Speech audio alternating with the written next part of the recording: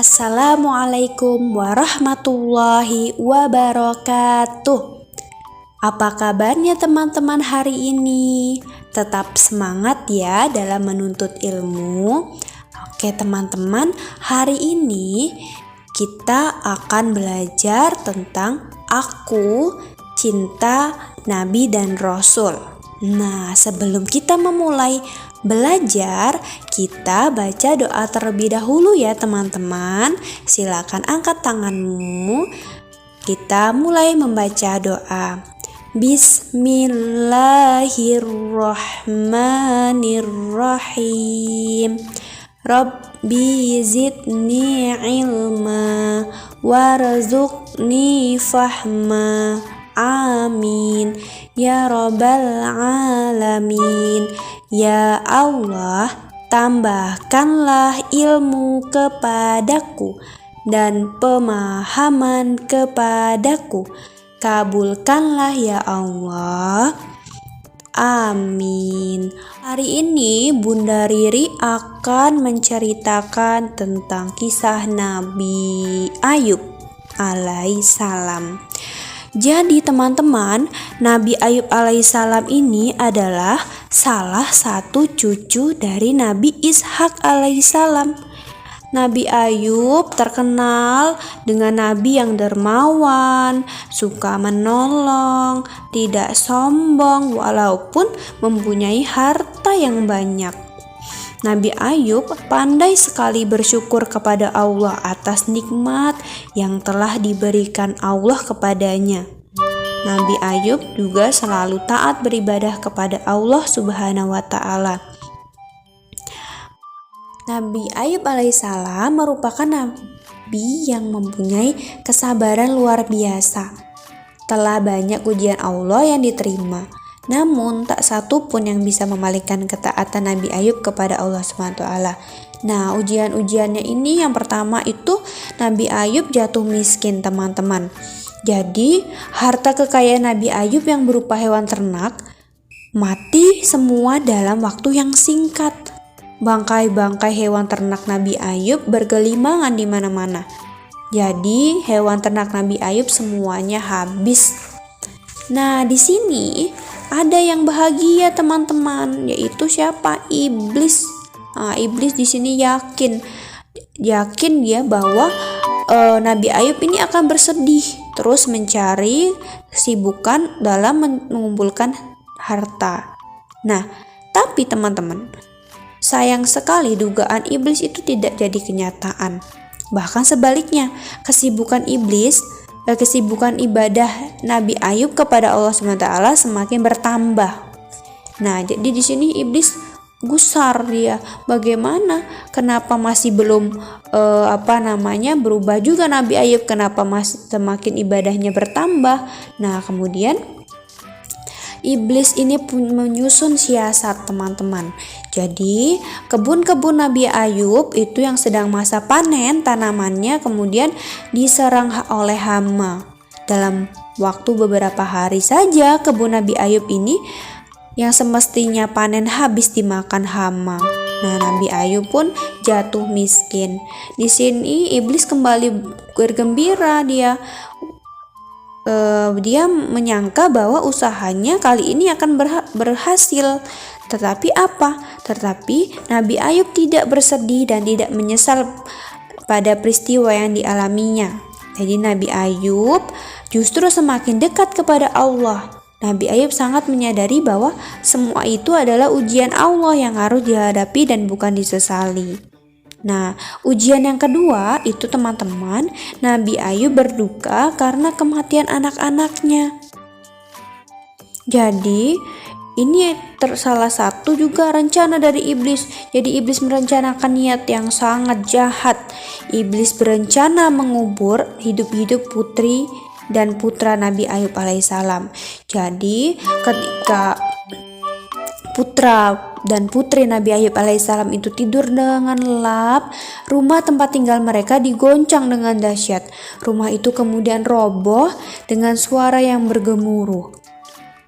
Jadi teriakan-teriakan menyayat hati dari putra-putri cinta Nabi Ayub ini terdengar sangat ngeri. Nah, kemudian Nabi Ayub dan berserta istrinya yang rumahnya itu berbeda, kemudian mereka keluar menuju ke rumah yang didiami oleh putra-putrinya. Namun mereka menyaksikan bahwa putra-putrinya sudah meninggal tertimpa robohan rumah yang tadi mereka tinggali. Tapi teman-teman, apa yang Nabi Ayub lakukan?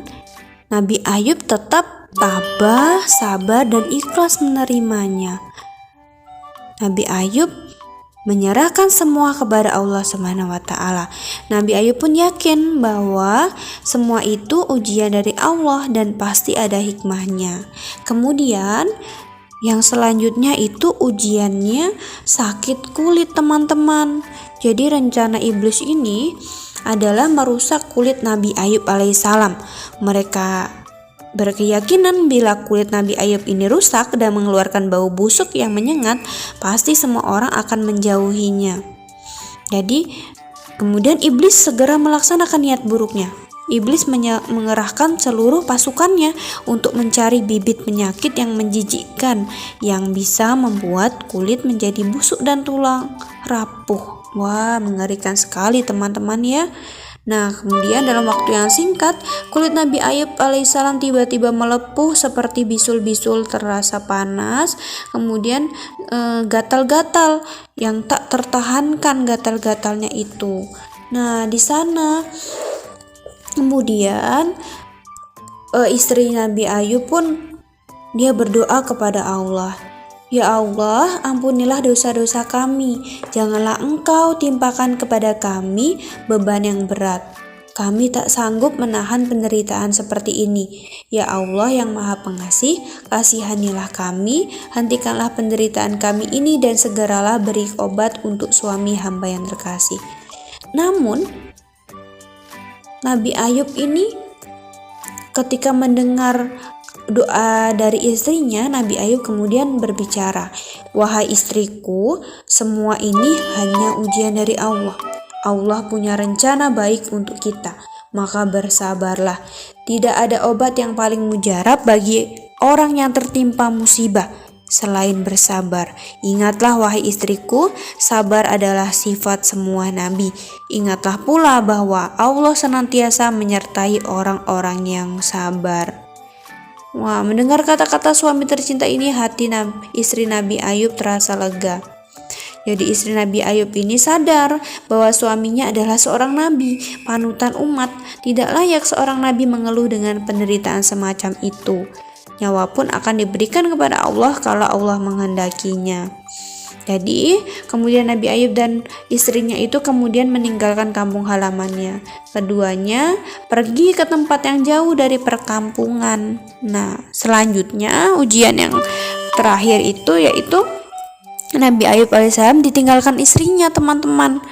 Nah, iblis ini sangat gembira menyaksikan hal yang demikian itu. Iblis merasa sudah mendekati keberhasilan. Iblis ingin melaksanakan satu rencana lagi, yaitu membisikkan rasa putus asa kepada istri Nabi Ayub alaihissalam. Ketika sedang sendirian dan merenungkan nasib yang menimpa keluarganya. Nah, rencana iblis ini menghasut istri Nabi Ayub. Dan ternyata apa teman-teman? Ternyata berhasil. Jadi istri Nabi Ayub merasa putus asa dan mulai tidak sabar menghadapi ujian Allah. Istri Nabi Ayub kemudian akhirnya meninggalkan suaminya sendirian. Nah, pada saat itulah Nabi Ayub alaihissalam berjanji akan mencambuk istrinya 100 kali jika istrinya kembali kepadanya. Nah, dalam firman Allah dalam surat Al-Anbiya ayat 83 bunyinya, wa ayyuba idnada rabbahu anni massaniyad-durru wa anta arhamur rahimin. Artinya, dan ingatlah kisah Ayub ketika dia berdoa kepada Tuhannya, "Ya Tuhanku, sungguh aku telah ditimpa penyakit, padahal Engkau Tuhan yang Maha Penyayang dari semua yang penyayang." Kemudian teman-teman, Allah memerintahkan Nabi Ayub untuk menghentakkan kakinya ke bumi. Dengan izin Allah, maka memancarlah air dari dalam bumi dalam keadaan sejuk dan segar. Jadi Allah memerintahkan kepada Nabi Ayub untuk mandi dan minum dengan air yang memancar itu. Jadi atas izin Allah, kemudian Nabi Ayub itu pun sembuh dari penyakit kulitnya. Nah, berita kesembuhan Nabi Ayub itu sampai kepada istrinya. Nah, kemudian istrinya datang kembali kepada Nabi Ayub. Jadi, dia meminta maaf atas ketidaksabarannya. Nah, tadi teman-teman ingat janji yang Nabi Ayub tadi tuh, ketika jika istrinya kembali, maka Nabi Ayub akan mencambuk istrinya. Maka di sana Nabi Ayub menepati janjinya. Jadi istrinya dicambuk oleh Nabi Ayub menggunakan seikat rumput yang jumlahnya ada 100 batang. Kemudian dipukullah kepada istri tercintanya itu dengan pukulan yang tidak menyakitkan. Jadi dari kisah Nabi Ayub ini ada beberapa hal-hal yang bisa kita teladani, teman-teman. Yang pertama, sabar dalam melaksanakan perintah Allah. Yang kedua, sabar dalam menjauhi larangan Allah. Yang ketiga, sabar dalam menerima musibah yang menimpa. Dan yang keempat, sabar dalam menerima nikmat dari Allah Subhanahu wa Ta'ala. Demikianlah teman-teman kisah dari Nabi Ayub alaihissalam. Semoga kita bisa meneladani perilaku Nabi Ayub alaihissalam ya teman-teman. Dan tetap semangat dalam menuntut ilmu. Bunda Ariri akhiri. Wassalamualaikum warahmatullahi wabarakatuh.